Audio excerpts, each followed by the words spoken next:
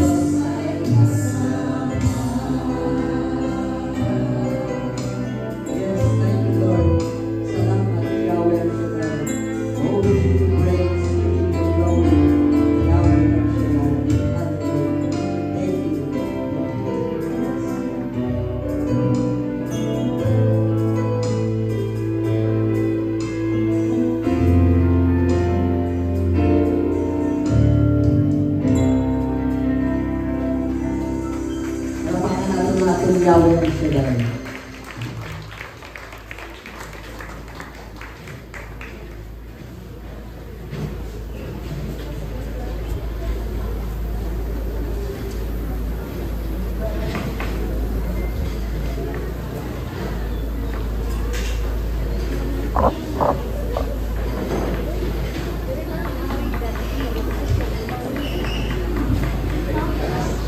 Praise God. Hallelujah. Okay, gusto na rin. Praise God. Ito, mga Basta ikaw ang si kasama. Yahweh Shaddai, Amen. ang Area 3 Gospel Music Ministry. Amen. Praise God.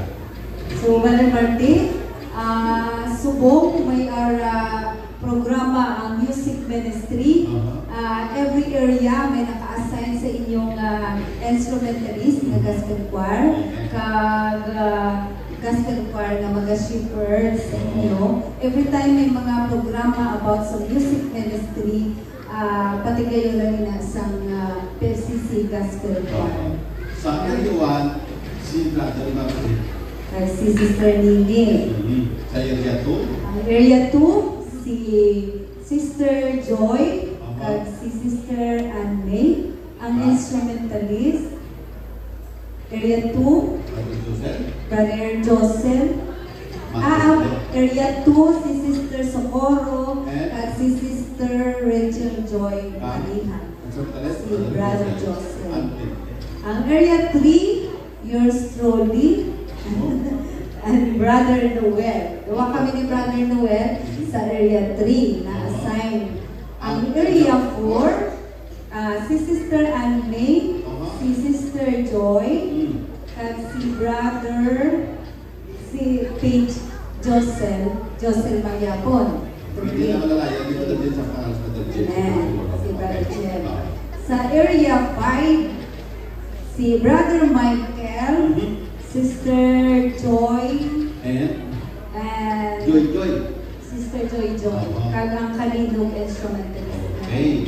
Kay kulang ang instrumentalist. Area 6. Area 6, si Brother Pichi, kag si Brother Aris. Amen. Amen. So sa youth, ang mga na, wala kang Sa kapatid. 7. Sa Area 7, si Brother Edwin, si Brother Jonathan, kag si Brother Lex. Okay. So muna So anong himuon sa area nga na-assign sa gospel choir to develop ang mga chapter choir. I-shepherd namon. Tapos so mag-create kami GC every area. Kung may patigayon lang yung mga music worship assembly sa inyong mga area. So, og yun na makita sa Brother Marty sa mga workers for group area. Hindi nato nila masarangan nga choir kung wala ang pag-ubod sa workers. Sa youth, dinasay na naman yung youth sa mga areas. Amen. Sa area 1, si Sister Angeline